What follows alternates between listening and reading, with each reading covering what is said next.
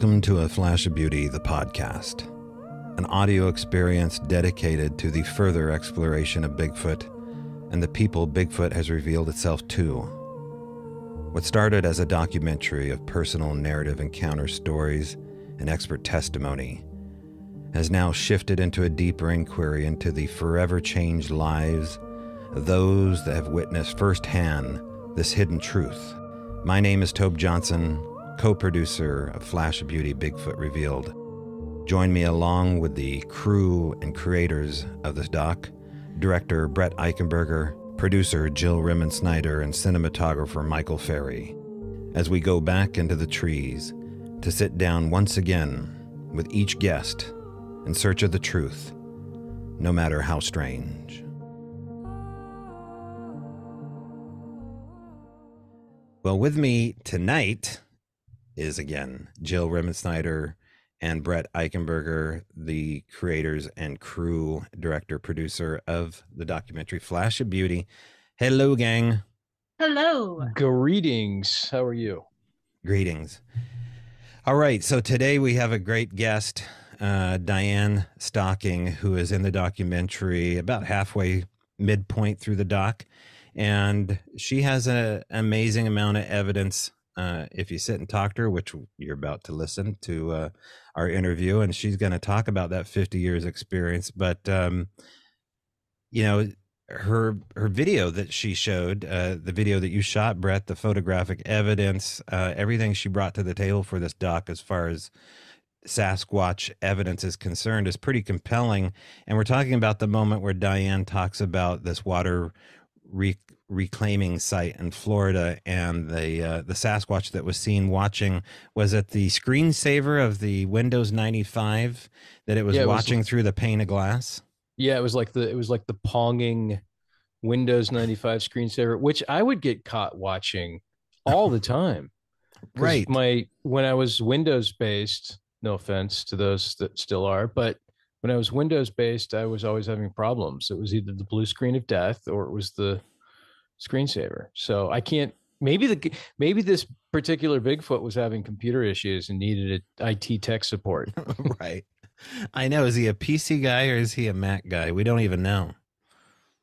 We don't know. We can't profile him and say just because he's redheaded and 8 foot tall, he's a PC guy. But I think he might be.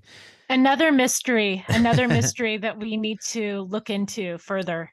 I mean, just the idea, just the mental picture of imagining a Sasquatch exposing, I don't mean exposing itself. We have those kind of stories later in the show, coming out into the open and watching a Windows 95 screensaver bounce around 8 feet tall up against the glass window, and then having this gal watch this whole thing unfold, and then to have trace DNA or trace evidence left on the glass.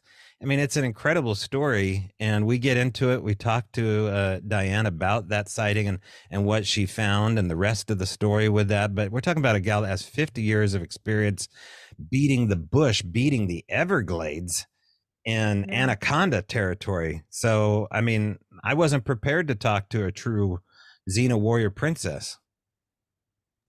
It's true, though. It's really true. Diane has seen it all.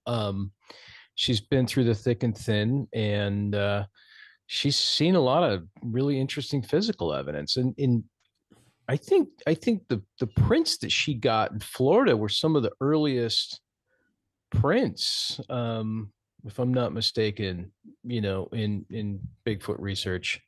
And they're really compelling. The photos that are in the film are really compelling. So she'll talk about that a lot.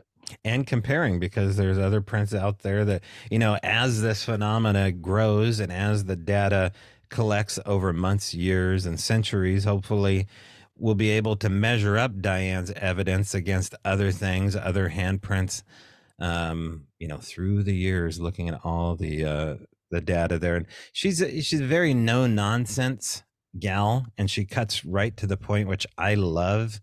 I don't like a lot of ambiguity and a lot of careful thinking and talking, obviously. And she's one of those. So I appreciate that in her. And so you'll get a flair for that. Jill, what are your takeaways from our time with Diane?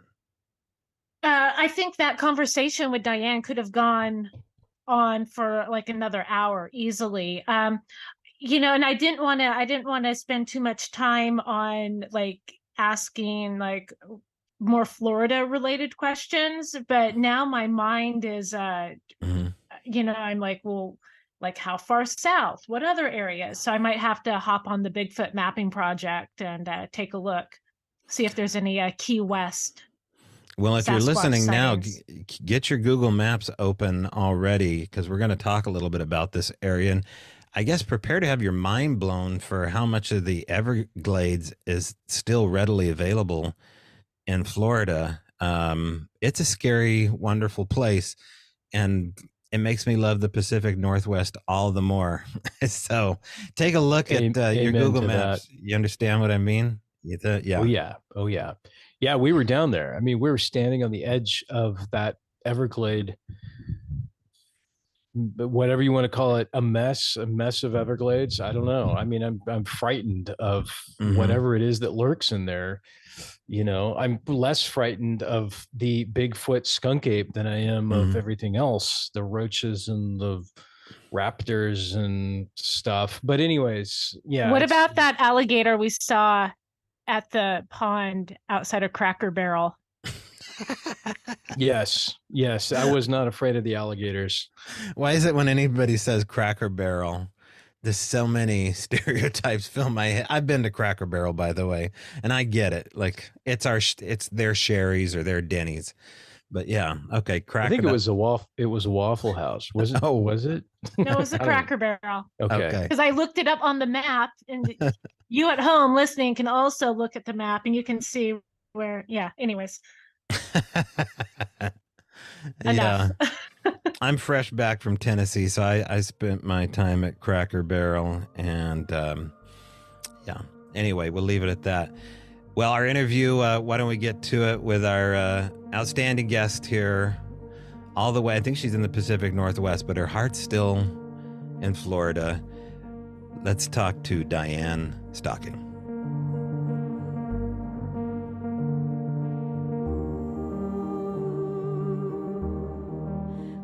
All right, with us now is for certain Diane Stocking, one of the stars of Flash of Beauty, Bigfoot Revealed. Hello, Diane.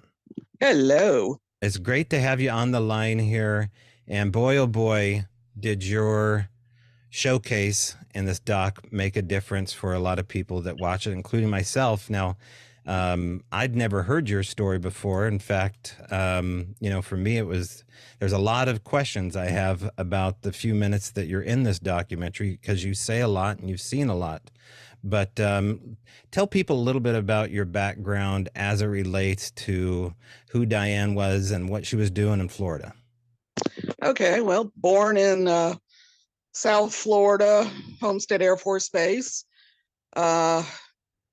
Lived in a little place called Cutler Ridge and then moved up to North Florida to go to college, where I received my degree in forestry. The main reason I went into forestry was because of Bigfoot research. I figured I'd have a lot better chance being out in the woods all the time, and I might have, better luck finding something. So, I got my degree in forestry, worked for the federal government marking timber, worked for the Florida State Fish and Wildlife. Went on and reading meters for Florida Power and Light. Most of my jobs have been outside. Now, earlier in your life, was there talk as a little girl about Sasquatch being reported, or did they even call it Sasquatch? What are some of the names that they might have used out there? Bigfoot and the dreaded skunk ape. Yeah. There was, I remember when I was around 12, you'll see those stupid tabloids at the checkout at the grocery store.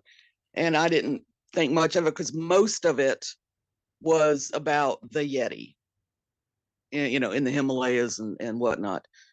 So there wasn't really a lot.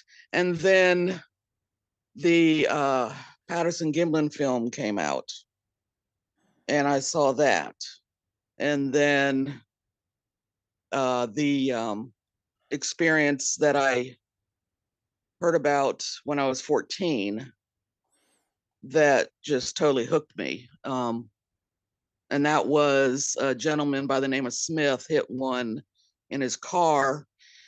And I looked it up because I wasn't sure before when I last talked to Tim Halloran and them. It was on Highway 27, State Road 27, which runs along the east edge of the Everglades. And anyway, he hit one with his car and called the police, and highway patrolman comes out and goes off into the bushes to see if he, find this bear that this guy hit. And this thing stood up in front of him and then turned around, and it ran one way, and he ran back to his car and called for backup.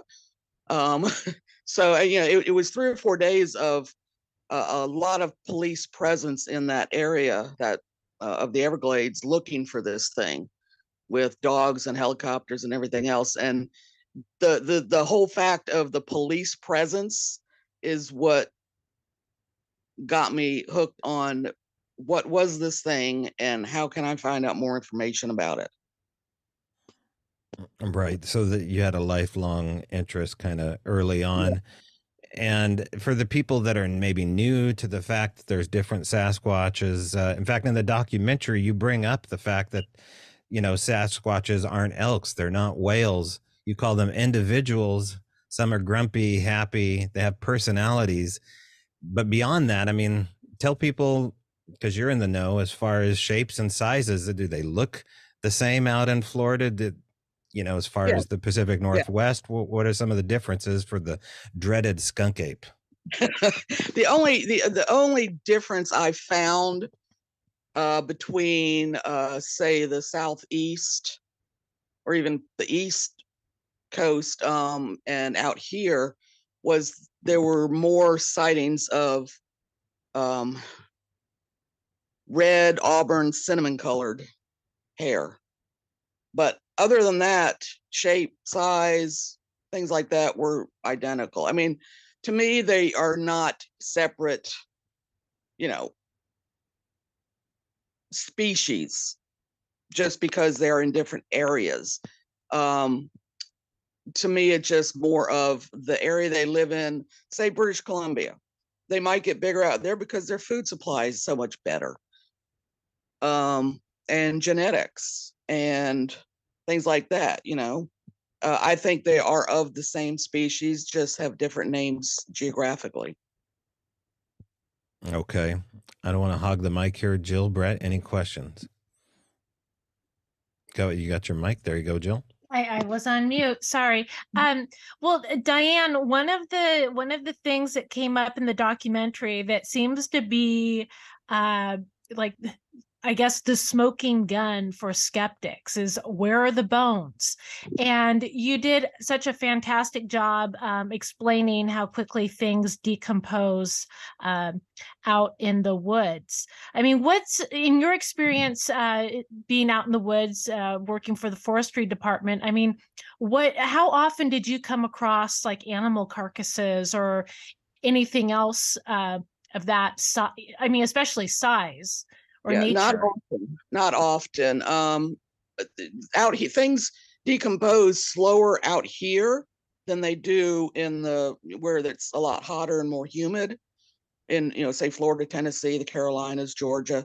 And that's simply because of, the heat factor, bugs, animal predation, but things decompose very quickly. I can honestly say I've only ever found occasionally the skull of a cow, and because a lot of the forests out there, management areas, they people rent the areas to run their cattle on. Occasionally a cow skull or a deer skull, but never anything small. Squirrels and stuff like that. They're gone quickly. So, but yeah, everything decomposes so fast in the wilderness that I'm not surprised bones aren't found.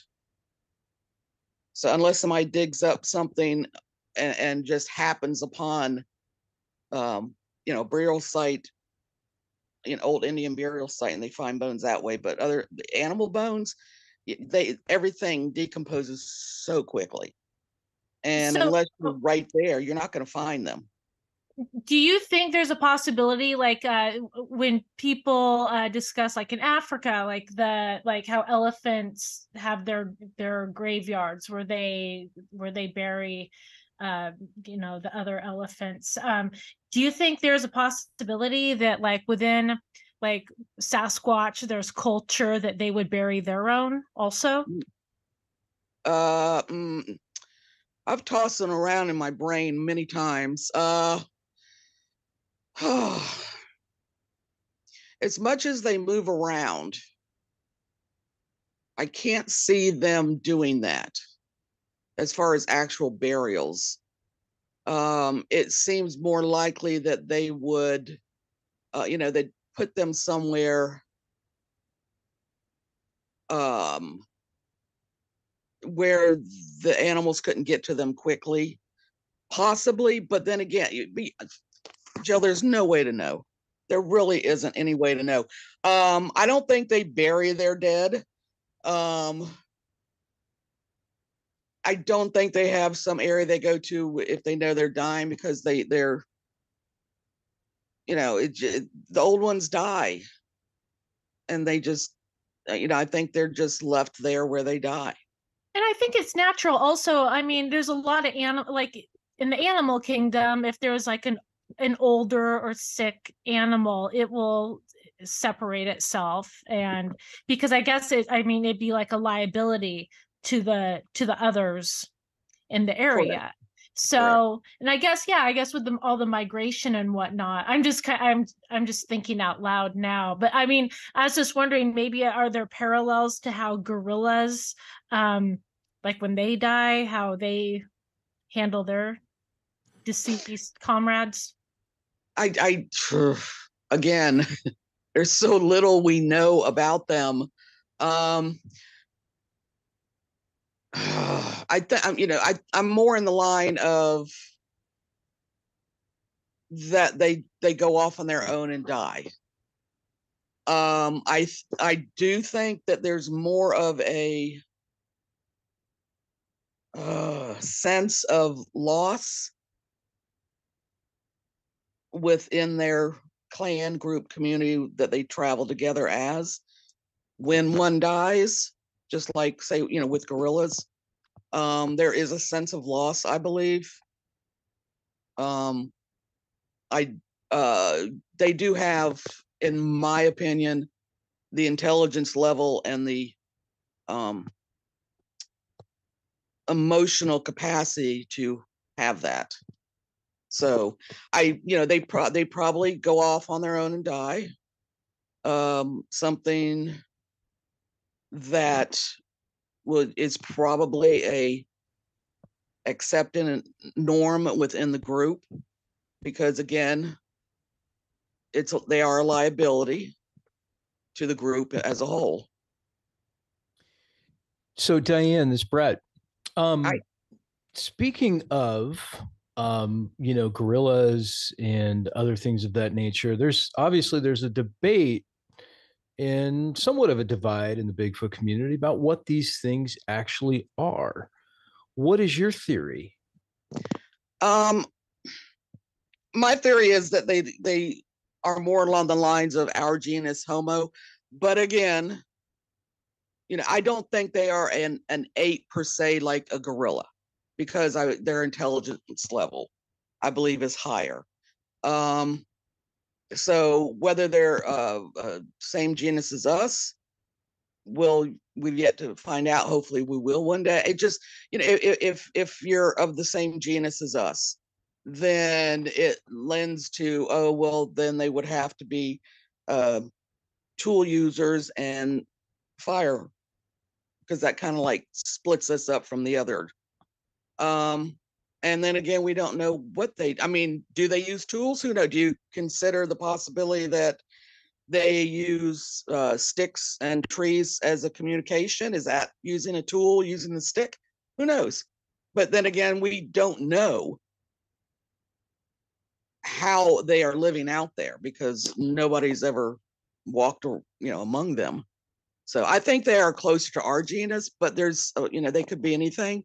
I don't think they're an ape as far as a gorilla goes, because I know we're part of the ape species. We're primates, we're apes, but because a lot of people say, oh, but we're apes too. Yeah, but we're of a separate genus. So closer to us, I think. But again, Okay. well, hopefully we'll find out one day soon. Yeah, exactly. All right. I have a two-part question here for you, Diane.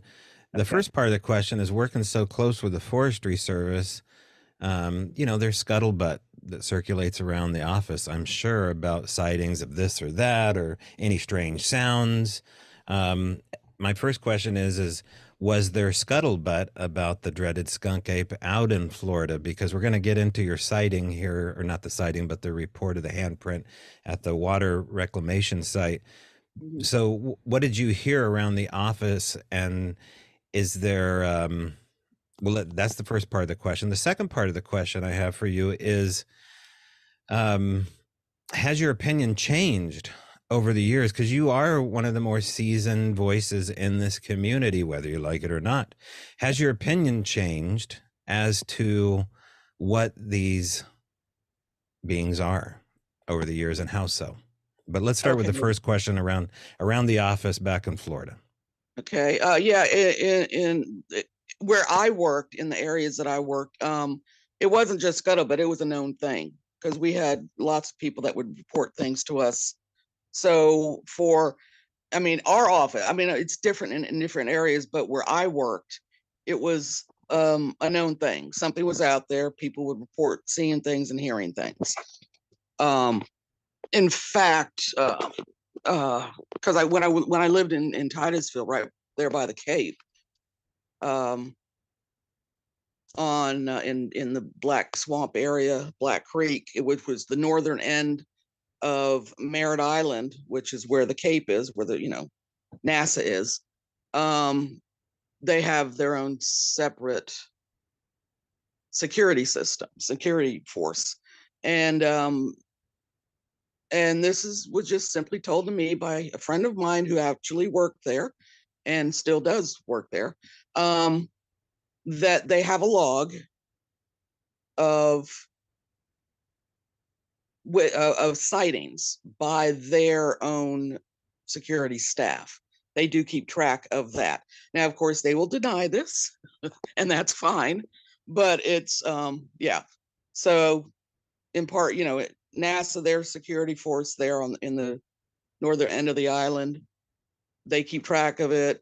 Where I worked in North Florida, it was, basically a known thing that, yeah, keep your eyes out. And yes, we get reports all the time. Yeah. So, and as far as my thoughts changing, gosh, because it's only been 50 years almost, about the only thing that's changed in my thought process is what they are.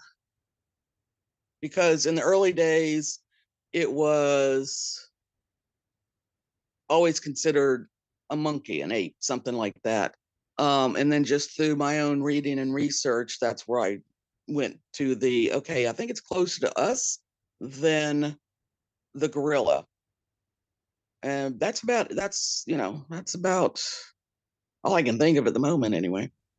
So Diane, full disclosure, as you may or may not know, we are doing a sequel to Flash of Beauty right now that covers all of the paranormal stuff that people have observed. And we're doing this because it's out there. It's, people are talking about it. A lot of people are as traumatized, if not more so, by what they've seen from a paranormal standpoint as compared to what they saw from a flesh and blood standpoint. Mm-hmm. And this includes folks that have had multi experiences. And so just curious what your take is on all of these paranormal reports that are occurring, concurrently with Bigfoot sightings or shortly thereafter, shortly before? Okay. Well, because I'm not there, I can't. Okay. I am of the flesh and blood, not to say that there isn't something else out there. I am just unfortunately one of those ones that want scientific evidence. And I don't care what science, as long as it's scientific evidence and facts and data collected, fine. That's what I want. I guess it's just I've seen, and not to say anything, because I know I'm good friends with several people that have had these kind of experiences. And I've just heard and seen from so many, and not these people, please remember, so many hoaxers and idiots out there just trying to either joke about it or make a name. And it just infuriates me that they are out there doing stuff when it's just hurting the, I can say the woo side, say, because that's a normal term. It's hurting that research aspect because of the crap these other people are pulling. And it really irritates me, because if there's something out there, I've never experienced it, but if somebody can show me the data and show me proof, I'm all, show me something and I'm right there with you. I've Agreed. seen things I can't explain. And I'd like to know, well, what was that? And not that I've seen stuff that is not explainable, that just leaves me with the hum factor, because I can't explain it. And most of that is not attributed to anything Bigfoot related. So I don't know. But Right. I wish people would stop throwing the nonsense out there, because all that does is hurt the legitimate researchers out there trying to actually say, this happened and this is what I have. And that irritates me the most, is all the, and on any aspect, whether it's ghosts, any kind of paranormal, Bigfoot, whatever. The most irritating thing is that all these people that just hoax and lie and throw nonsense out there, because it doesn't help at all. Yeah, and 100%. I this is Tobe again. I agree with what you said here, Diane, and to reiterate a little bit of what Brett and Jill are feeling here about the documentary part one. The part one got into the witness testimony of what it's like to live as an experiencer and what that initial part of this is like. 50 years is a long time. You've seen a lot of BS over 50 years, and then you've seen the real dollar bill. And of course, along the way, you've experienced, I think it's been like 17 years for me or something like that. But this idea of omitting evidence along the way, this type of omission of the whole story is something that I've always had a problem with. Do you feel like there is a part of the Bigfoot mystery that has been left out because it is just far too, you use the word human-like, personality-like? A lot of people, witnesses, most of them say, I couldn't pull the gun because I was looking at a man, I was looking at a woman.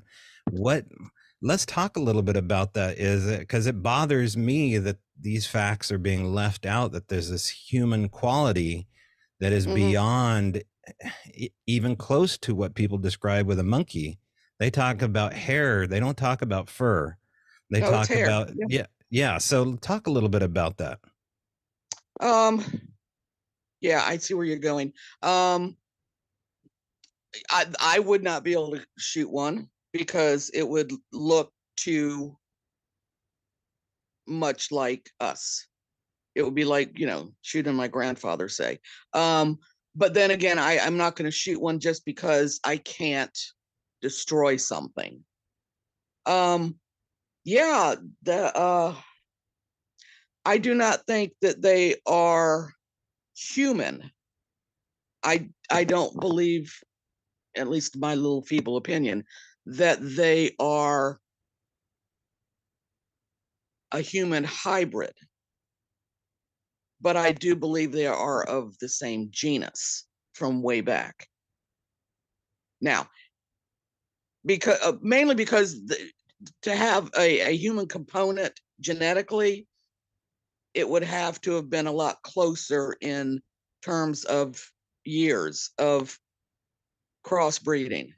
This is not something that, if this is something that happened 500,000 years ago, okay, but the genetic makeup would not be anywhere close to having, the same genetic makeup as a Homo sapien, say.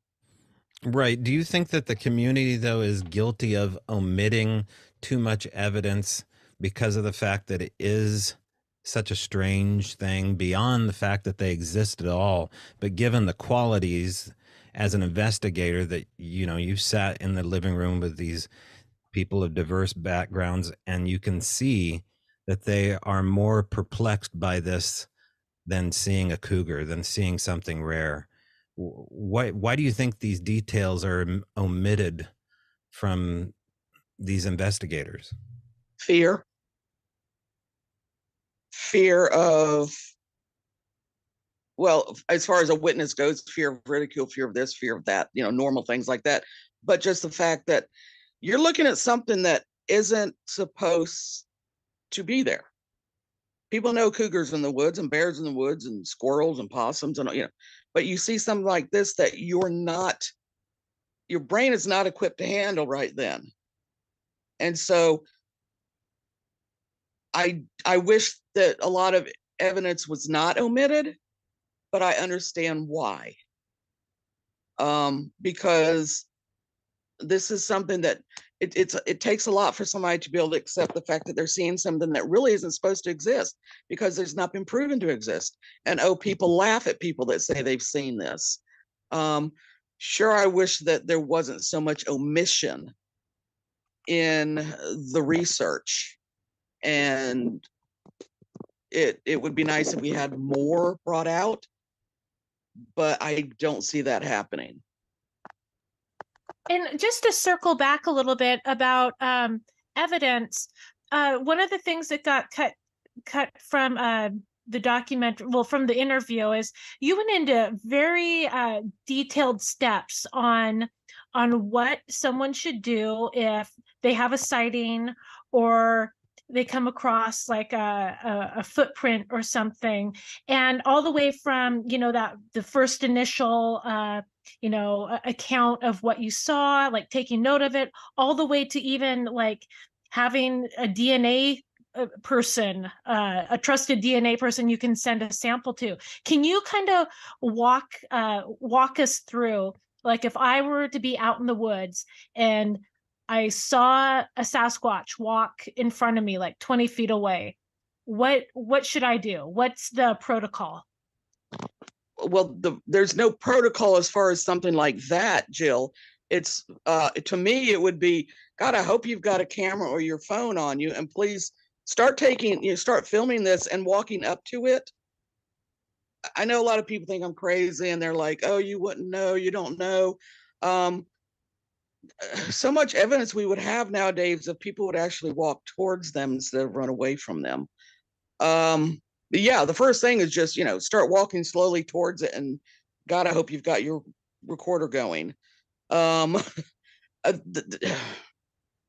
People are afraid of them, and I understand in some sense they should be, but it should be a cautious fear, not an all-out run for my life thing. Because they're out there and they're seeing you, and you don't know how many of humans they've seen. They might be just as shook up as you. Remaining calm is huge, and I would really prefer somebody to walk closer to one than to run away from one. That's how you gain knowledge and evidence and data and facts. If you're out in the woods and you see a footprint, of course, hopefully you're going to take measurements, take pictures, and cast it. And dental stone is great for that. Hair is hard because there's so many, unless you know what you're looking at. I've had so many people bring me horse hair, deer hair, dog hair, hog hair, just because it was stuck on a fence, they're thinking it's from a Sasquatch, which in all cases it has not been. But study. That's my biggest thing. Study, read, look into things, learn about what has a medulla and what doesn't have a medulla in hair. Have a list of people that you can contact immediately if anything happens. Oh my God, if you find a body out in the woods, you need to have a plan already in place on who you're going to contact so you can get everything done quickly, expediently, and scientifically. So, Diane, another question along these same terms. So when we were doing the documentary, we discovered that very few people are actually reporting their sightings. And for a researcher like yourself, how important is it that folks report these instances, even if it is a track? It's important as far as data collection for future research. The more we know about the time of year, the moon phase, where it was at, so we can use that data and compare it to other sightings in, say, that same area. It just helps us, because you're looking at, okay, Bigfoot research is, looking for that needle in the haystack. Excuse me. The more information you have on where they might possibly be, it gives us a better chance of being able to be there, if nothing else, with cameras out to hopefully, see one, gather more information. All that it's important for data collection and knowing, say Washington State has the most sightings, and the most sightings happen, say, during this moon phase, during this time of the year. It helps us to know where we can possibly go to get sighting, have a sighting or get more information. Mm-hmm. Mm-hmm. The more information, the better. The next question is, everybody asks us, a lot of the same questions. And one of those is why aren't we able to capture them on game cams? And, we do have one in the film that was taken down near Coquille, Oregon, that I think is pretty good. And I show a measurement of a deer that was taken in the exact same spot. We do kind of a rough estimation that that particular Bigfoot or individual was 6.5 feet tall. And then you can see his, I believe it's his left hand. His left hand is like near his knee, if not below. But what, do you have any theories as to why they are so good at avoiding game cameras? No matter what the person does, no matter how they camouflage them, there are tens of thousands of these things out there. Knowledge of their area, smell and sight. Deer can see the cameras at night. You can see the deer looking at them. Bear obviously love the taste of them because they go and chew on them all the time. I think it's just more of the fact that, what they're made of. They, they can smell it. They can see it. They're more aware of their area, because face it, if you live in an area, even if it's, hundreds of miles, you travel that area over and over and over through your lifetime, you're going to know it. And let's face it, except for a few of us researchers, most people put game cameras on trails. It's not hard to see them. So I don't think it's, you can't photograph them because they vaporize. No, I don't think that. I just think they're more aware of their area, and game cameras put off a scent from their packaging that they're made of, and sound. You can you can hear certain ones. you can actually hear them. Mhm. If you walk away from them, you can hear them. And then, if they've got, a light source, regardless of what it is at night, you can see Right. it. So it's probably just that simple. Yeah, which makes sense. That makes perfect sense. I kind of want to switch it up a little bit and go back to your Florida investigation that we covered in the documentary. Okay. And we've had a lot of people tell us, what a remarkable, sighting that, you're the individual had. I can't recall her name right now. Debbie, thank you. Yeah. That Debbie, saw, and the evidence that was collected on site, and of course the photographs were great in the film. Is there something that about that investigation that really stands out for you? Oh, the amount of exposure that they were willing to give to Debbie and the other workers there at the plant. It's because they were seen and heard quite often, and it's that surprised me, because even though, and you guys have been there, so it's on the edge of the St. John's Reserve, but it's right there in Titusville. Yeah. So basically, we got a lot of human habitation east of the plant, but west of the plant and south of the plant, there's just the reserve, woods, water, animals, bugs. I was just surprised that they were willing to expose themselves so much in an area that was so close to so many people. Right. That surprised me. So that was surprising to us too, because there are a lot of major highways that crisscross through that land. It was interesting because this isn't something we talked about on camera, but we didn't know exactly where it was, and I was hastily putting together travel plans and whatnot. And so I said, okay, here's a hotel in Titusville that works for us. So we booked a hotel, and I said to Jill, I want to get some drone shots at sunrise. Now, let's wake up really early in the morning. We're jet lagged and stuff. And I said, okay, now we need to find this place. I didn't really do my homework before getting there. okay. And I pulled up a map, and sure enough, it was right across the street. It was literally right across the street. Yeah. So we walked to the area where I flew the drone over the treatment plant. Hopefully I didn't make anybody mad. But I stayed pretty high in the air.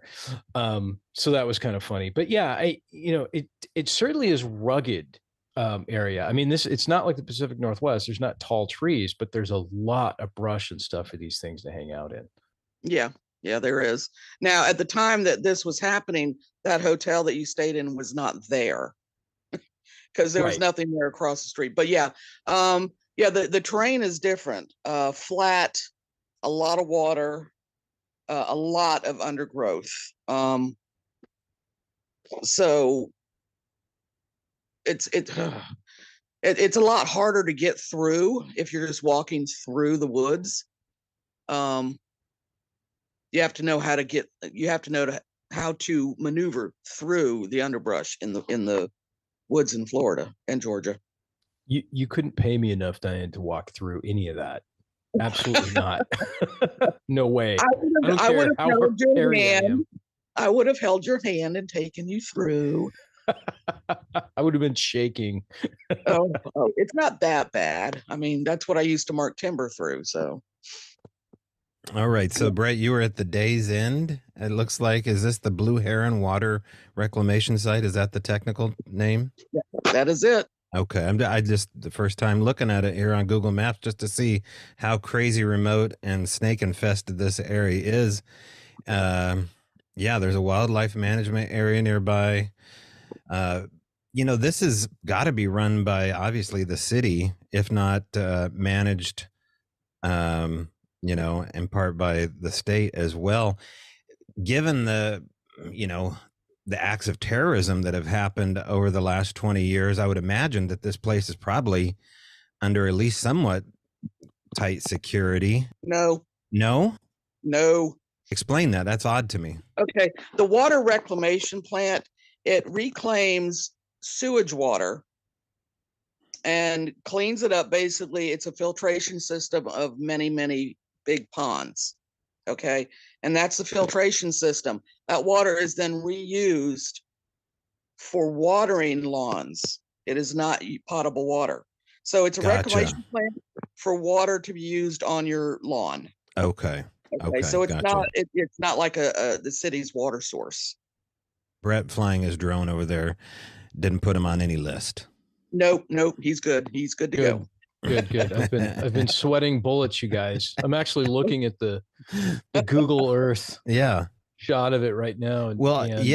I recommend anybody do it. Just go on Google here while you're listening to the podcast. Type in the Blue Heron Water Reclamation in Titusville, Florida, and get a load of how many acres of wildlife is just, what is that, south east or southwest of that area there.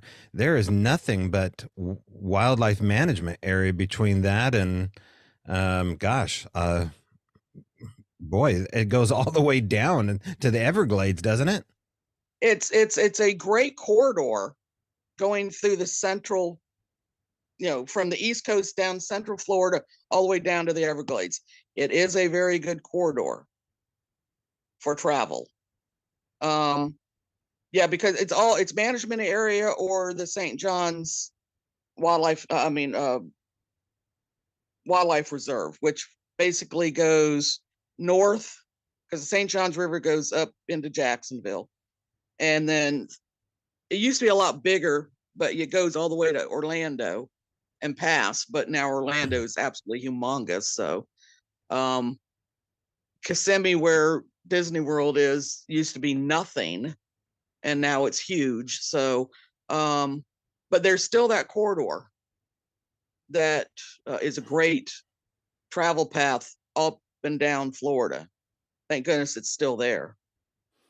Is it still a hot spot at the reclamation site for incident sightings? I don't know. Debbie retired, and so I have no contacts there anymore. But I haven't heard anything because I do continually check on stuff out there, and I haven't heard anything else. So I don't know if they're still getting stuff there. I wish I could get information, but I don't know anybody out there anymore. So, and yeah, I'm just some weird lady that looks for Bigfoot. They don't think much of me. So, and as far as Debbie goes, so she was watching this thing kind of like glued to the Windows 95 screensaver, right? Yeah, how long did she watch it? Oh gosh, I'd have to look at my notes just to make sure. It wasn't very long because she was walking up to the door because the lights were out in the reception area office there, which is where those big plate glass windows are and where the computer was. And so she was walking in from the back, and she kind of stopped at the doorway when she saw it. And, it could have been a 30 seconds to a minute, but it wasn't long. And then she moved again, and it saw her, and it took off. So It wasn't long, but it was because of her movement that it saw her. But it was just like watching that whole screensaver thing going around and around. It was like, I guess it really thought it was cool.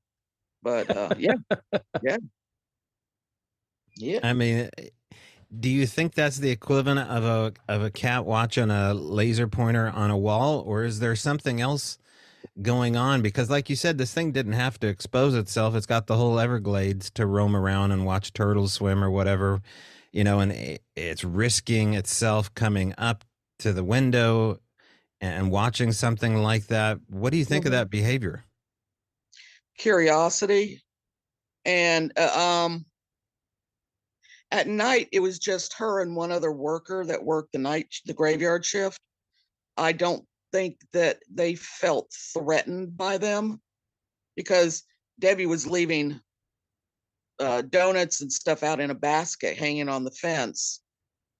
And whether it was them or the raccoons, who knows, but something was eating them. I don't think that they felt threatened by them, because I know that she saw at least 2 different individuals.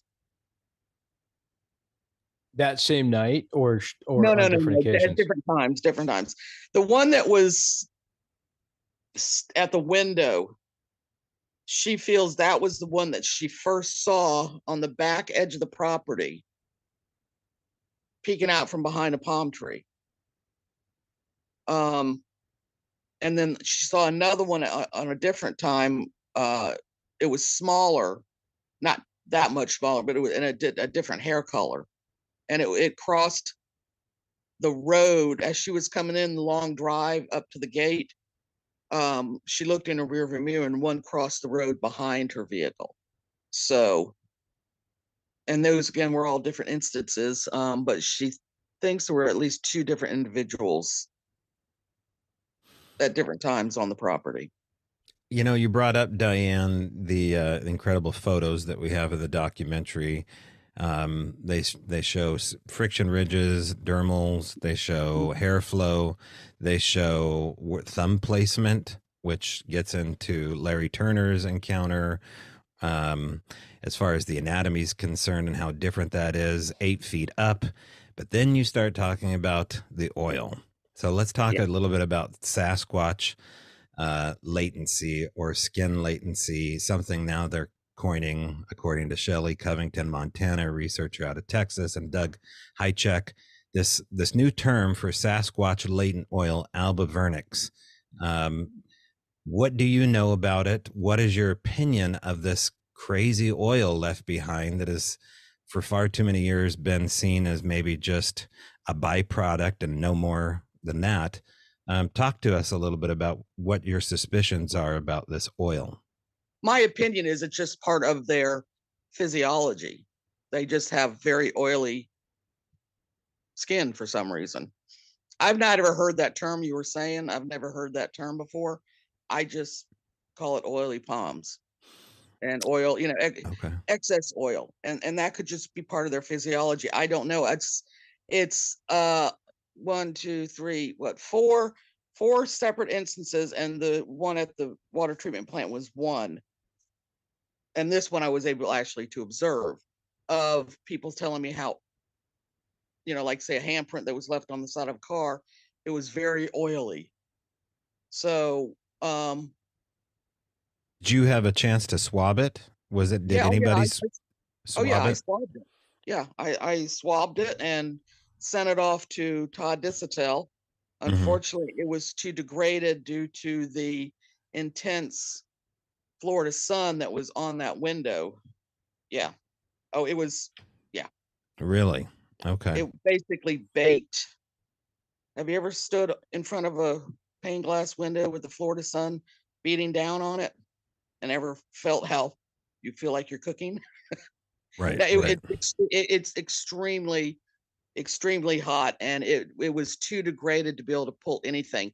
But then again, if I still had that sample and I had it tested nowadays, they would probably have been able to pull something, because DNA back then, you had to have a larger sample and a really good sample to be able to pull any kind of DNA from it. Well, even early on, back in 2008, no one was talking about eDNA, and no one certainly was talking about collecting samples of the environment around footprints. So is that, do you know anything about that, and how do people collect environmental DNA, and what do you suggest for that? Definitely, if you can afford to get the kits, get the kits. Yeah, I think that's a great asset to have, because nowadays you can determine through wildlife studies, when they're actually out researching certain, say a wolf pack, they have been able to determine right down to the individual just from that. It's progressed so far now So yeah, if you can carry some of those kits out there with you, that's awesome. As long as you got the money to get tested, great. Nothing's cheap anymore. Do you, Diane, do you think that ultimately technology is going to be what catches Bigfoot? Scientifically, as far as DNA, yes. Yes, it will prove the existence of them in the wild. Yeah, because our technology is improving by leaps and bounds. So yes, I think just scientifically, they'll be able to determine that and have a sequence. You think that there's been a lot of kind of talk about this, about how, obviously we won't get into this. We got into it with Rich Germeau in our last show about Melba Ketchum's DNA analysis and whatnot. But what my fear is that, those are genuine samples, and, we actually have it, but the scientific community, the academic community, is too cowardly to step forth and say, you know what, we've got something that's not in our bank. We've got something that isn't cataloged. What are your feelings about that? I don't want to talk about Ketchum because I don't agree, but there are samples out there, and you're correct. It's not totally not talking about her study. There are samples of DNA that have been tested and proven that it is a primate and it is an unknown primate. Why doesn't science want to accept that? Because science needs to see somebody walk, and people don't like me for this, but I agree with this. People need the chain of evidence. Science needs a chain of evidence, rather. They need the video of you walking up, pulling that, dart out of the Bigfoot and putting it in a bag, and then watching you carry it to the lab and them testing that blood dart and getting the DNA from that. It's hard. The scientific community is mainline scientific community is extremely harsh on any evidence or anything that's shown to them that will include a new large primate existing in the world today. Mainland, they have a really hard, scientists have a really hard time accepting that, because there's not a lot, most new species that, they're frogs and butterflies and moths and lizards, they're not a huge primate. Large mammals are not discovered anymore, hardly. And they have a hard time wanting to accept that. I want to see the evidence, mainly the chain of evidence, because I don't see how scientists can't accept that you have a DNA sample here that does not match any known mammal on this planet. I don't know how they can't accept that, but that's how it is right now. It's just going to have to take a lot more openness on the scientific community and a lot more push from researchers to get that evidence. I mean, look, they didn't jump up and down when the nests were found. I'm thinking, oh my God, that's incredible. They didn't, it was like just another footnote somewhere to the scientific community.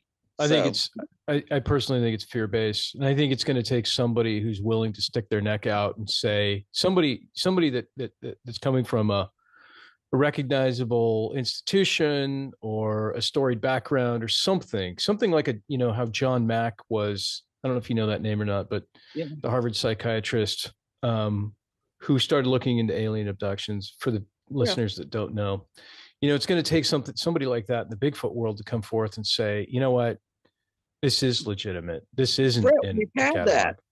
We've had that. Bindernagel, Krantz, Meldrum. These are not, these are well-known, scientific men. And they're, a smile and a nod, and people know they're very credible, but still, it's not working. You know, these are men that know their stuff. They're intelligent. They're, you know, and still the scientific community is more of a, okay, yeah, you're doing good, keep it up, pat on the back, smile and wink, and that's all they do.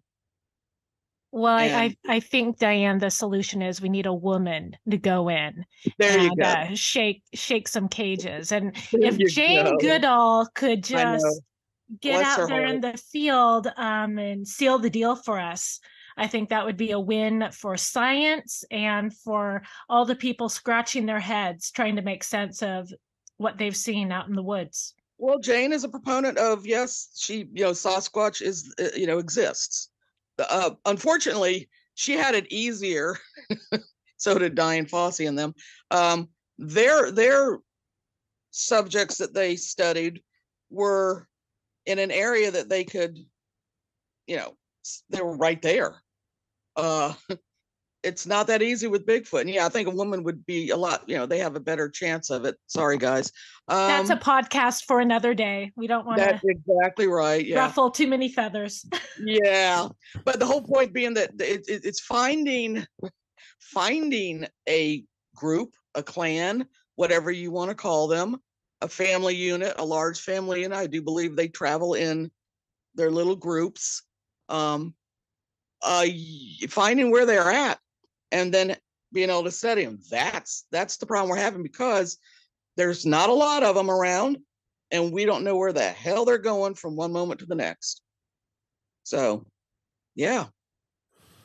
Diane, you know, over the years that you've had to look into this and get to meet all these men and women involved in this community, obviously there's Bob Gimlin's evidence, and then there's not much else as far as filmed footage goes. But beyond that, my question to you is, what do you think the best evidence is?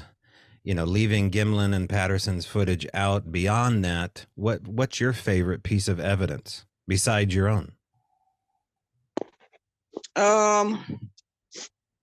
Besides my own, probably the nests, because that's actual physical evidence that can be observed and recorded. And tell people more about these nests. We haven't got into it in the show. And explain that. Project, yeah, Olympic Project, which I'm a part of.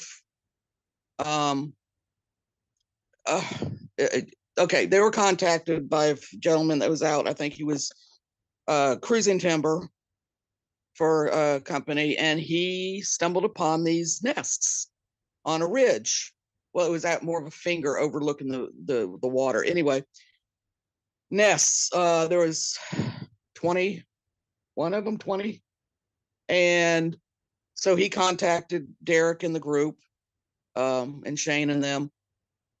And they went out there, and they were actual woven from the foliage around nests on the ground that something had made and used to sleep in or nest in or take an afternoon nap in. I don't know, you know, but there were actual nests that were made. These were not just like, you know, a bunch of bushes torn down and something laid on it. It wasn't like elk or deer where they, you know, they bed down and the grass is flat. No, these were actual nests that were woven. It was phenomenal. And then later on they found some more, 5 more, was it? I gotta check on that. Anyway, but those nests being found, to me, was extraordinary. And just the fact that this guy happened to be in that area in the middle of nowhere, literally, and found them was fantastic.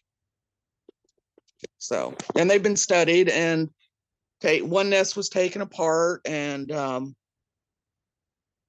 yeah, but yeah, that was extraordinary to me. And I think a recreation is in Boring, Oregon, right? At Cliffs Museum at the North American Bigfoot Center.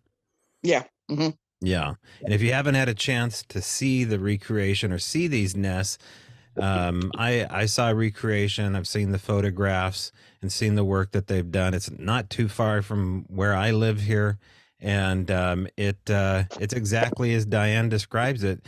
And there seems to be this ongoing kind of respect for using the bushes, the living bushes around the area to interweave. Not everything is torn up by the roots. In fact, you can argue this point with me, Diane, or bring up a different point, but it seems like they utilize the living branches, the living trees, the living maple, and what else, the salal around there. Is that correct? Yeah, yeah. Yeah. Well, it's softer than something dead. Ah, good point. Yeah, yeah. Common sense and critical thinking, which I believe they have. Yeah, I mean, would you rather lay on a bunch of dead sticks, or do you want a softer, live salal and live pine boughs? It's a lot more comfortable.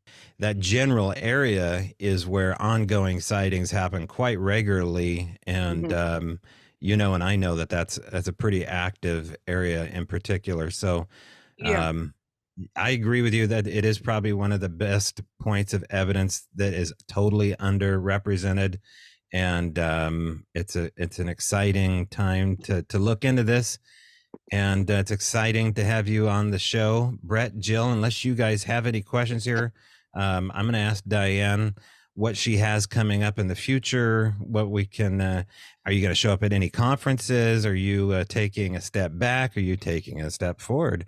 Are you doing the hokey pokey? Tell me a little bit more. I'm doing I'm going to go. I'm going to be at Forks at the conference in Forks at the end of May. Oh, you are? Okay. Yeah, Party. Yeah. All right. Party, honey. I'm not doing a whole lot. Because I'm spending more time with my older sister and my kids and grandkids. My sister's got Alzheimer's and dementia, so it's gotten more hands-on between me and my kids taking care of her. So I was going to go to the conference in May down in Ohio, but I couldn't go to that because I can't be 3,000 miles away from her if something goes wrong. So I'm going to Forks because I just want to see everybody, and it's close. So if I need to be home, I can be home. So that's about the only thing I'm planning on right now. Besides, I just go out in the woods all the time. So I mean, it really is. It's hard for me not to plug it, but if Diane's going to be there, Rich is going to be there, Jill, Brett, myself, Sonia, Zohar, there's going to be the, kind of some of the funner names of the cast and crew of Flash of Beauty showing up at this. So I hope people come out and meet you and bug the heck out of you and ask you about the prints and ask you questions about that dreaded skunk ape. It is a dreaded name, so we're going to call it the dreaded skunk ape. Thanks for coming all the way out here, because it is a long drive, but we're going to have a good time, rain or shine. Oh, yes, indeed we will. All right. You're buying drinks, right? I'm buying dinner, Brett's buying drinks, and Jill's going to take us to the fabric store. So it's I'm going to consume the food and drinks. Okay. All right. Cool. It'll be great to see you, Diane. Absolutely. It will be good to see you guys. It will be. It'll be fun. All right. Well, thanks for joining us again and coming on the show. And I'm glad we connected finally. Thank you so much. I had a good time, you guys. You guys take care. You too. Thank you, Diane. Bye, Diane. Bye-bye. This has been a Resonance Productions podcast. If you have questions, comments, or your own encounter story you would like to relay to the show, email us at bigfootrevealpod@gmail.com. Also, if you're just discovering us, you can watch our documentary, A Flash of Beauty, Bigfoot Revealed, on most major video streaming platforms.